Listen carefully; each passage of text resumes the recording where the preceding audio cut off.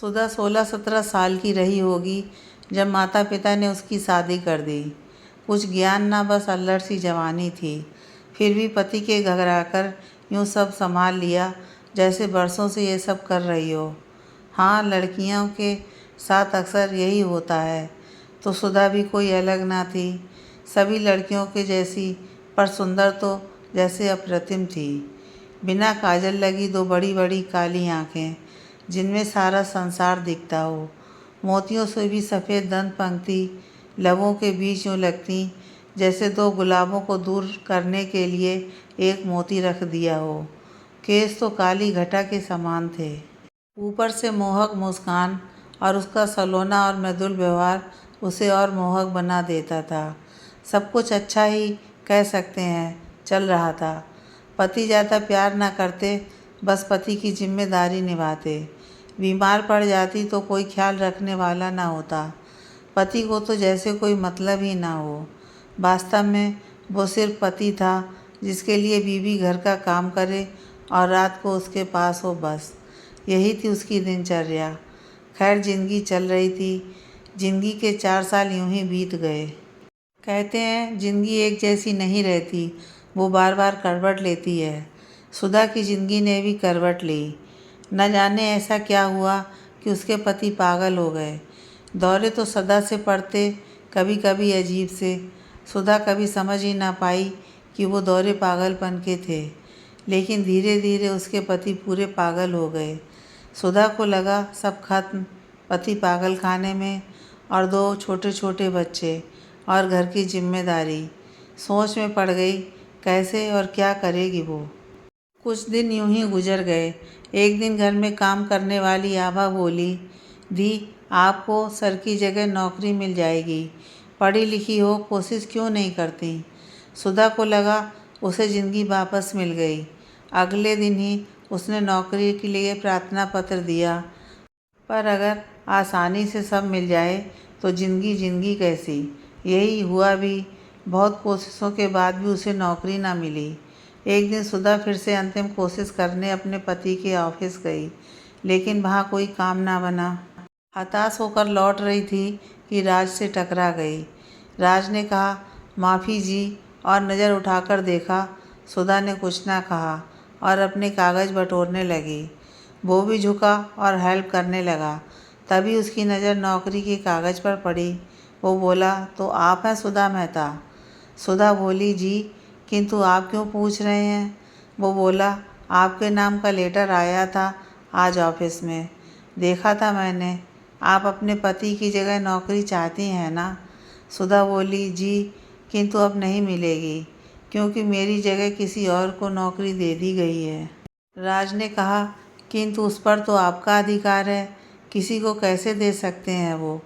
सुधा ने कहा, ऑफिस उनका, काम उनका, रूल वो बनाएं तोड़ें उनकी मर्जी। कहकर रुआंसा हो फाइल संभाली और चली गई। राज काफ़ी देर उधर देखता रहा। राज ने उसे पूरी तरह ध्यान से नहीं देखा था, पर वो आंखें कुछ कह गई थी जैसे।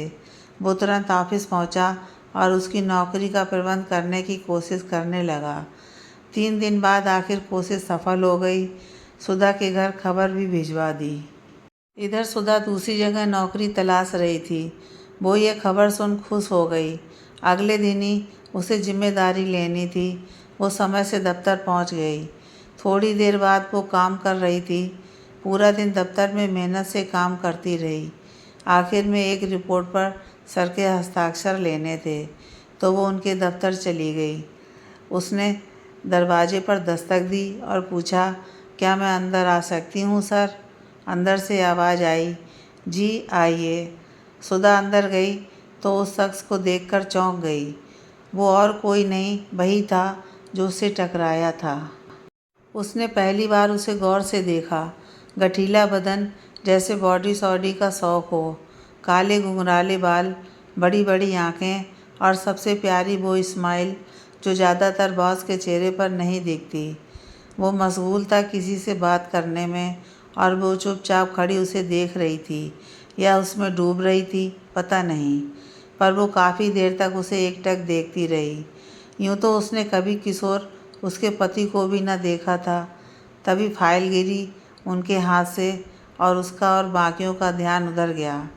सुधा का ध्यान टूटा। उसे बड़ा अजीब लगा। वो क्यों उसे निहारे जा रही थी। मात्र 21 साल की ही तो थी उसकी उम्र। वक्त से पहले ही बड़ी हो गई थी वो। तभी राज का ध्यान उस पर गया। उसने देखा पहले दिन की ही तरह वो कागज़ समेट रही थी। उसने उस लड़की को जाने को कहा और उठकर सुधा के कागज़ समेटने लगा। फिर एक कागज़ उठाकर बोला, तो इस पर हस्ताक्षर चाहिए आपको? लीजिए, अभी कर देता हूँ सचिव जी। और मुस्करा दिया। सुधा ने नज़र उठाई तो वो कागज़ उसकी तरफ बढ़ा रहा था। उसने कागज़ लिया और सर झुकाकर बोली, शुक्रिया सर, मैं जाऊँ अब? राज बोला, अरे आप जाना चाहती हैं तो जाइए, वैसे मैं आपको कुछ बताना चाहता था। वो नज़र उठाकर बोली, जी सर, कहिए। ऐसा तो नहीं है कि राज ने उसकी उठी नज़र पहली बार देखी। सिर्फ नज़र नहीं बल्कि उसे भी जैसे पहली बार ही देखा। कितनी खूबसूरत थी वो। उस लाल रंग की साड़ी में किसी परी सी सादगी का दूसरा रूप। प्रकृति की सुंदरता सी सादगी थी उसमें। वो थोड़ी देर उसे देखता रह गया। वो भी सामने खड़ी रही। दोनों की नज़र मिली। न जाने नज़र ने नज़र से क्या कहा कि सुधा की नज़र झुक गई और राज की भी। फिर सुधा अपने आप को सामान्य कर बोली, जी सर, क्या बताना था आपको? राज ने कहा, जी हाँ। फिर पानी पिया और बोलने लगा, आज से आप मेरी सचिव हैं। स्वागत है आपका। अगर आप सचिव के कार्य न जानती हों तो आप पूछ सकती हैं, किंतु धीरे धीरे आपको ज्ञान हो ही जाएगा। सुधा ने धीरे से सर झुकाकर हामी भर दी। फिर बोली, कुछ पूछ सकती हूँ क्या आपसे? और राज का उत्तर जाने बिना ही पूछ लिया, आपने मुझे नौकरी क्यों दी? काबिल तो बहुत से थे। वैसे शुक्रिया। राज अब भी खामोश था। उसकी खामोशी देखकर सुधा भी खामोश हो गई, पर ना जाने क्यों वो चोर नज़र से उसे देख रही थी। थोड़ी देर बाद राज ने उसकी तरफ देखा। वो चुपचाप कुर्सी पर बैठी थी। राज थोड़ी देर उसे देखता ही रह गया। कितनी मासूम और प्यारी थी वो। उसे एकटक देख ही रहा था कि किसी की आवाज़ आई और एक आदमी आया। दोनों का ध्यान भंग हो गया। सुधा तुरंत उठी और बोली, कुछ और काम हो तो बता दीजिएगा सर, मैं अभी 10 मिनट और हूँ। राज बोला, नहीं, कोई काम नहीं, आप घर जाइए। और उस आदमी की तरफ मुखातिब हो गया। इधर सुधा बाहर चली आई और सोचने लगी, सर ने जवाब क्यों नहीं दिया, और सामान उठाया और घर चली आई। दिन बीतने लगे। 1 साल घर की जिम्मेदारी निभाते और पति की सेवा करते ऑफिस आते जाते गुजर गया। राज भी उसे काम से बुलाता। वो उसकी सचिव के काम बखूबी करती। न जाने क्या, पर एक संबंध बन गया था दोनों में, चुप्पी का। पूरा 1 साल चुप गुजार दिया था दोनों ने। अब सुधा सचिव थी तो हर समय उसे राज के साथ रहना होता था, किंतु शब्द दोनों ही कम बोलते, इतने काम के लिए ज़रूरी होते। एक दिन सुधा की अचानक तबीयत खराब हो गई। राज ने उसे हॉस्पिटल भर्ती करवाया। हॉस्पिटल में पता चला कि पथरी है और ऑपरेशन होना है। राज ने सुधा से पूछे बगैर ही उसका ऑपरेशन करवा दिया। सुधा को होश आया तो उसे पता चला। जब राज अंदर आया तो सुधा चुपचाप लेटी थी। उसकी आंखों से आंसू बह रहे थे। न जाने क्यों, पर उसके आंसू देख राज बेचैन हो गया। उसने जल्दी से सुधा के आंसू पोंछ दिए। सुधा खुद को संभाल नहीं पाई और राज के सामने ही बिखर गई। राज ने बड़े प्यार से सुधा के आंसू पोंछे, उसे चुप कराया। थोड़ी देर की खामोशी के बाद सुधा ने पूछा, आपने ऐसा क्यों किया? आप जानते नहीं मैं यहाँ पड़ गई और अब वहाँ घर पर कौन संभालेगा? मेरे 2 बच्चे हैं, एक पागल पति है। जानती हूँ, मुझे पथरी थी, पर घर के हालात ठीक नहीं थे, ऊपर से इनकी बीमारी, तो ये ऑपरेशन टाल रही थी, कहे उसकी आंखें भर गईं। राज बोला, मत करो किसी भी बात की फ़िक्र, सब संभल गया है। जब तक ठीक नहीं हो जाती तब तक आराम करो, घर की चिंता छोड़ दो, वो संभल जाएगा। वो तुरंत बोली, कैसे संभलेगा, कौन संभालेगा? राज ने उसकी तरफ देखा और बोला, संभल जाएगा, मैं संभालूँगा। संभाल दिया। तुम्हारे पति का आपसे पागल खाने में अच्छा इलाज करवाएंगे। बच्चे और घर मैं देखूँगा। तुम्हें फिक्र करने की ज़रूरत नहीं। तुम अब बिल्कुल ठीक होकर घर लौटोगी। सुधा ने एकदम से पूछा, क्यों कर रहे आप ये सब? राज भी तुरंत बोला, इतना भी ना करूँगा। प्यार करता हूँ तुमसे। तुम्हें बेहोश देख पहली बार जान पाया कि क्या जगह है तुम्हारी मेरे मन में। लगा था तुम्हें खो दिया। राज बोले जा रहा था और सुधा उसे एकटक देख रही थी। राज आगे बोला, कल समझ आया कि क्यों तुम्हें मैं यूँ बार बार देखा करता हूँ। तुम्हारे साथ होने के बहाने ढूंढता हूँ। तुम्हारी झुकी नज़र भी क्यों मुझसे बातें करती है। तुम्हारी झील से खामोश आँखें क्यों इतना बोलती हैं। जानता हूँ तुम शादीशुदा हो, 2 बच्चे हैं, जिम्मेदारियाँ हैं तुम्हारी। फिर भी ये दिल तुम्हें चाहने लगा है, बावजूद इसके कि मैं खुद शादीशुदा हूँ। मेरी बीवी मुझे अपना पति नहीं मानती। वो किसी और से प्यार करती है। तलाक नहीं देगी मुझे क्योंकि मैं उसकी तिजोरी की चाबी हूँ। इसलिए मैं चाहकर भी तुम्हें पा नहीं सकता और ख़ुद को भी तुम्हें समर्पित नहीं कर सकता। पर ज़िंदगी भर तुम्हें चाह सकता हूँ, दिल की गहराई से, और तुम इसके लिए मुझे रोक भी नहीं सकती। सदा के लिए अपनी रूह को तुम्हारा बना चुका हूँ। तुम्हारी रूह से बेशुमार प्यार करता हूँ। मेरा इस जिस्म का मोहताज नहीं सनम, ये तो तेरी रूह का दीवाना हुआ है। इतना ना जाने किस रौ में बोल वो चुप हो गया। सुधा अब भी राज को देख रही थी। कमरे में फिर वही खामोशी थी, दोनों चुपचाप। सुधा राज को देख रही थी और राज किसी शून्य को। उसे पता भी ना चला सुधा कब उठकर उसके पास चली आई थी। उसने अपना पेट पकड़ा हुआ था जहाँ से ऑपरेशन हुआ था और राज के कंधे पर हाथ रखा और बोली, राज। राज का ध्यान भंग हुआ। उसने तुरंत पीछे देखा। वो बोला, सुधा। उसने जल्दी से सुधा को गोद में उठा लिया और वापस बेड पर लिटा दिया। सुधा को बेड पर लिटाकर गुस्से से बोला, क्या कर रही थी तुम ये? कुछ हो जाता तो? अपने लिए ना सही, उन नन्ही सी जान के लिए अपना ख्याल रखो। वो राज को देख रही थी। उसकी आंखें बहने लगीं। राज बोला, अरे क्यों मोती बहा रही हो? अच्छा चलो, एक दोस्त होने के नाते किया ये सब, और तुम्हें इसके लिए शुक्रिया कहना है तो बोल दो। कह सुधा के सर के नीचे तकिया लगाने लगा। सुधा ने राज का हाथ पकड़ उसे रोका और सामने बिठाया। उसे देखने लगी। राज बोला, क्या देख रही हो? सुधा बोली, मुझे तो पता भी नहीं था एक दोस्त मेरा भी है जो मेरी इतनी परवाह करता है। क्या मुझे ये दोस्ती सदा के लिए मिलेगी? राज तुरंत बोला, ताउम्र के लिए मिलेगी। पर यह भी सच है कि मैं तुमसे प्यार करता हूँ। चाहो तो कहोगी तो फिर कभी ऐसा ना कहूँगा, ना सोचूंगा।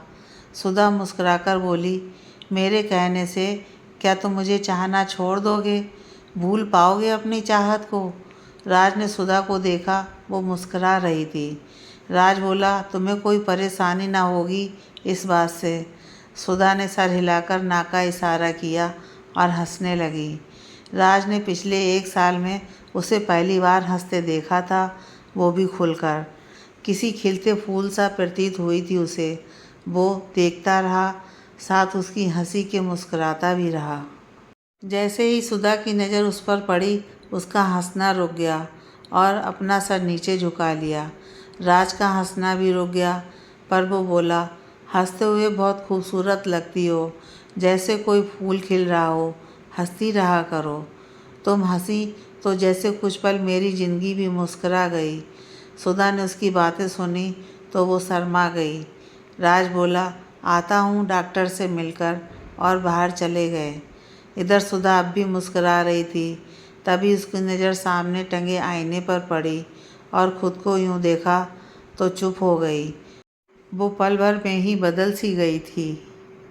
उसने पास रखा शीशा उठाया और ख़ुद को देखा और खुद से पूछा, क्या हुआ तुझे? क्यों इतना हंस रही? क्यों इतना बदल रही है? क्यों एक दोस्त पाकर इतनी खुश है?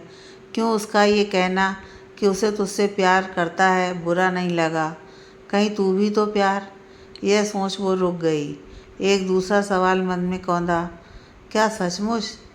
नहीं, उसने मन ही मन जल्दी से कहा, पर मन तो मान लिया था कि उसे प्यार हो गया है। जैसे ही उसके मन ने माना, उसने झट शीशा नीचे रख दिया और बोली, नहीं, ये मुमकिन नहीं। तभी रूम के अंदर डॉक्टर के साथ राज आया। सुधा जल्दी से संभल गई। डॉक्टर ने उसे देखा और बोला, कम से कम 3 हफ्ते का बेड रेस्ट चाहिए आपको, उसके बाद हल्का काम कर सकती हो। अभी 15 दिन आप यहीं रहेंगी, फिर आप घर जा सकती हो। सुधा ना खुश हुई ना दुखी, वो बस शांत थी। इन दिनों में राज ने सुधा की खूब सेवा की। दिन में एक बार बच्चों को भी ले आता उससे मिलाने। आभा भी रोज़ ही आती। 15 दिन बीत गए। आज सुधा घर लौट रही थी, पर सुबह से राज दिखा ही नहीं। उसे रोज़ देखने, उसे पास महसूस करने की जैसे आदत हो गई थी, और आज सुबह से गायब। बस आभा ही सुबह आई थी और सुबह से साथ थी। वो बार बार दरवाजे को देखती, उसका दिल बेचैन हो रहा था। तभी आभा ने कहा, क्या हुआ दीदी? सुधा जैसे खो गई पिछले 15 दिनों की यादों में। आभा रोज़ एक वक्त आती और रोज़ घर का हाल कह सुनाती थी। उसे बताती कि घर उसकी गैर हाजिरी में भी संभला हुआ है। राज सर ने उसे अपने घर की तरह संभाला है। दोनों बच्चे तो उसे यूं लगे रहते हैं जैसे वही उनके पापा हों। यह सुनकर चौंक गई थी सुधा कि उसके बच्चे उससे ज़्यादा राज से जुड़ गए हैं, और वो ना चाहते हुए भी खुद ही हर पल के साथ राज की तरफ खींची जा रही थी। न मन काबू में था, ना ही उसकी आँखें। वो राज को ना देखती तो बेचैन हो जाती थी, जैसे राज ये जानता हो। शायद इसलिए एक दिन वो जानकर सामने नहीं आया। नर्स से कह दिया उसका ध्यान रखे। सुधा ने नर्स से पूछा तो उसने कहा, राज आए हैं, यहीं हॉस्पिटल में ही हैं। मुझसे कहा आपका ध्यान रखने को। सुधा ने पूछा, लेकिन वो क्यों नहीं आए? नर्स क्या पता कहकर चली गई। सुधा बेचैन होने लगी। वो बार बार देखती, दरवाजे तक गई भी उठकर, पर नर्स आ गई और उसे वापस बिस्तर पर लेटा दिया और कह दिया कि राज चले गए। सुधा को बहुत बुरा लगा, गुस्सा भी आया। उसकी आंखें बहने लगी हैं सुनकर। उसे देख नर्स बोली, आप बहुत प्यार करती हैं ना अपने पति से? हाँ, वैसे करना भी चाहिए आपको। राज जी हैं ही इतने अच्छे कि आपकी जगह कोई और भी होता तो वो भी इतना ही प्यार करता।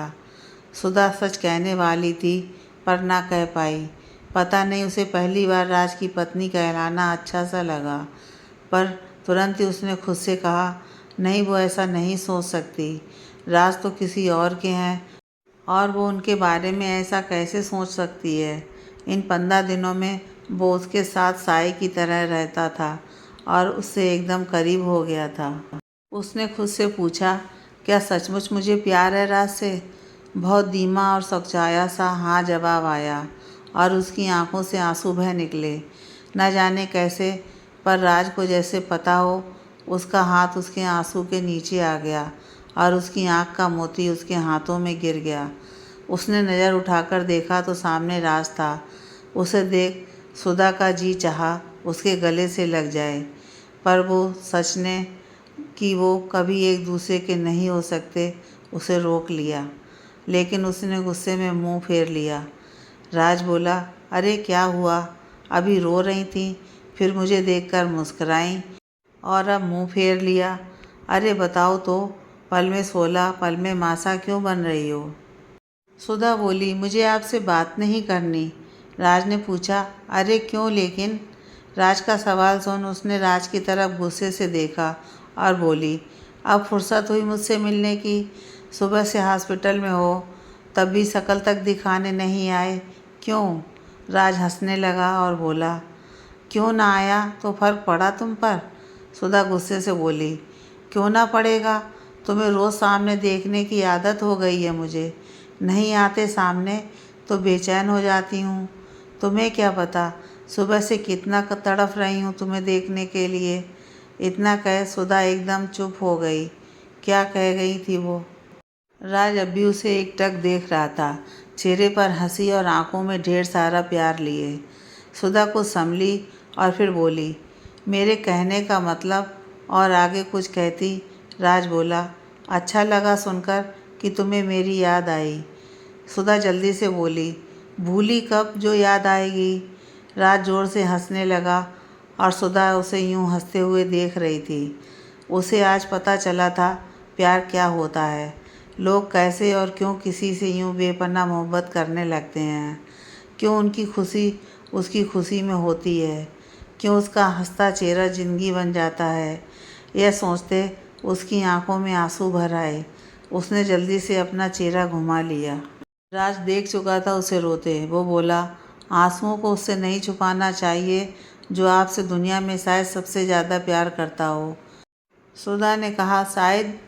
हाँ, नहीं, आपसे इन्हें छुपाकर कहाँ जाऊंगी। इन्हें आपका कंधा मिले तो ये तो खुशनसीबी होगी इनकी। ऐसा कह उसने राज के कंधे पर सर रख दिया और उसके आंसू न जाने कितनी देर बहते रहे और राज चुप बैठा रहा। तब से वो राज से कुछ न छुपाती, सब कह देती। तभी आभा ने उसे हिलाया। क्या हुआ दीदी? पूछा। हाँ, उसने आभा को देखा और बोली, कुछ नहीं। फिर सुधा ने पूछा, तेरे सर कहाँ हैं आज? आभा बोली, पता नहीं, सुबह से आए ही नहीं। सुधा बोली, क्या आज नहीं आए? क्या हुआ होगा? वो कुछ ज़्यादा परेशान होती उससे पहले ही डॉक्टर आ गया और आभा से बोला, ये राज को देना और आप अब इन्हें घर ले जाइए। सुधा घर पहुंची।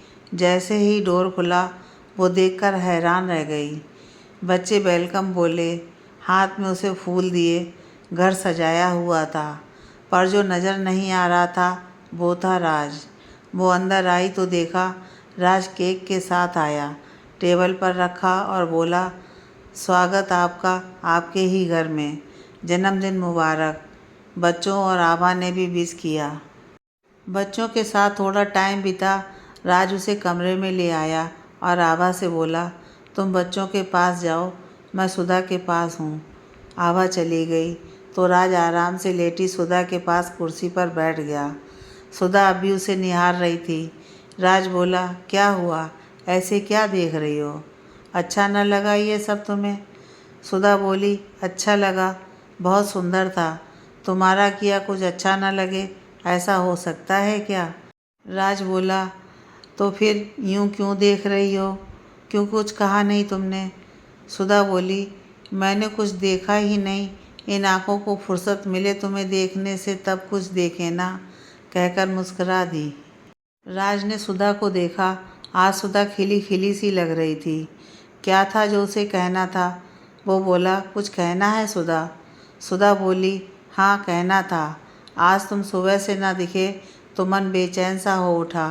तुम्हें अपनी आंखों के सामने चाहता है ये दिल, इसलिए तुम नहीं आए सामने तो तुम्हें ही ढूंढता रहा। अब आए हो सामने तो सिर्फ तुम्हें देखना चाहता है। राज, पता नहीं जो कर रही हूँ कह रही हूँ वो सही है या नहीं। दिल जो कर रहा है वो गलत तो नहीं। दिल कुछ ना सोचना चाहता, इसे तो बस तुमसे मतलब रह गया है। तुम्हें ही सोचता है, तुम्हें ही चाहता है। उसने धीरे से राज का हाथ अपने हाथों में ले लिया और बोली, हाँ राज, मुझे आपसे प्यार है, बहुत ज़्यादा। मेरा पहला प्यार हो आप। इससे पहले कभी जाना ही नहीं कि प्यार क्या होता है, किसी खुशी में खुश हो जाना क्या होता है। आपसे मिलकर जाना है ये सब। आपका निस्वार्थ प्यार मेरे अंदर तक बस गया है। आपको ना देखती तो बेचैन हो जाती, आप पास होते हो तो सारी दुनिया मिल जाती है मुझे। राज, क्या ज़िंदगी भर मेरा साथ यूं ही दे सकोगे, जबकि ये हाथ कभी आपके हाथों में ना आए? उसके सीने पर सर रख कर वह बोली, क्या सदा मुझे यूं ही अपना कंधा दे सकोगे, जबकि मुझे कभी सीने से ना लगा सकोगे, मुझे कभी ना पा सकोगे? पर हाँ राज, यह रूह सदा तुम्हारी रहेगी। मेरा प्यार सदा तुम्हारे लिए होगा। जब भी ज़िंदगी में एक दोस्त को ढूंढोगे मुझे सदा पास पाओगे। ऐसा क्या प्यार इस नादान सुधा का कबूल करोगे राज? इतना बोल वो राज को देखने लगी। उसकी आंखें आंसुओं से भरी थीं और उम्मीद से राज को देख रही थी। राज भी कौन सा उसकी उम्मीदों को तोड़ता। वो बोला, हाँ सुधा, ज़िंदगी भर तुम्हारा साथ दूंगा हर परिस्थिति में। क्या होगा जो हम कभी इस रिश्ते को नाम ना दे पाएँ तो? क्या हुआ जो कभी तुम्हारा हाथ सामने से हक से ना पकड़ पाऊँ तो? क्या फ़र्क पड़ता है जो तुम मेरी कभी ना होगी तो? तुम्हारी रूह सदा मुझे चाहेगी और मेरी रूह सदा तुम्हें। चलो सुधा, आज वादा करते हैं ज़िंदगी भर एक दूसरे के दोस्त रहेंगे, ज़िंदगी भर एक दूजे को चाहेंगे। तुम तुम्हारी और मैं मेरी जिम्मेदारियां पूरी तरह निभाएंगे और सदा एक दूसरे का साथ देंगे। बोलो सुधा, करोगी? सुधा ने मुस्कुराकर राज का हाथ एक दोस्त की तरह थामा और बोली, वादा किया, सदा तुम्हें चाहूँगी, अपनी जिम्मेदारियों को पूरा करूँगी, साथ ही एक दोस्त होने के नाते तुम्हारी जिम्मेदारियों को निभाने में भी मदद करूँगी। मैं आज ये वादा करती हूँ राज, कह सुधा ने राज का हाथ दबाया। राज ने सुधा का हाथ धीरे से दबाया और फिर बोला, चलो चुप हो, अब आंसू पोंछो और चुपचाप सो जाओ। कुछ दिन बाद ऑफिस फिर से ज्वाइन करना है और मुझे भी ऑफिस जाना होगा। ठीक है, सुधा बोली और लेट गई। राज जाने लगा तो उसका हाथ पकड़कर बोली, क्या मेरा दोस्त कल मुझसे मिलने आएगा? राज बोला, हाँ, और सिर्फ कल ही क्यों, रोज़ आऊँगा। जब तक जिस्म में जान है तब तक मिलता रहूँगा तुम्हें और सदा यूँ ही चाहूँगा। तुम्हारी हर जिम्मेदारी मैं तुम्हारा भागीदार रहूँगा, समझी? कहकर मुस्करा दिया। सुधा बोली, समझ गई राज, गुड नाइट। राज चला गया पर सदा के लिए सुधा की ज़िंदगी में रह गया।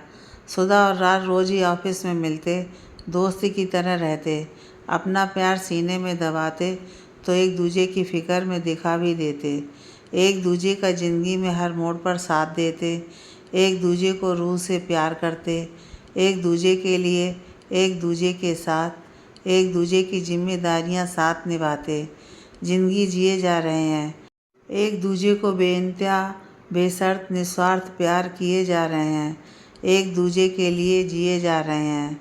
सुधा खुश है राज को ज़िंदगी भर के लिए ना पाकर भी पाकर।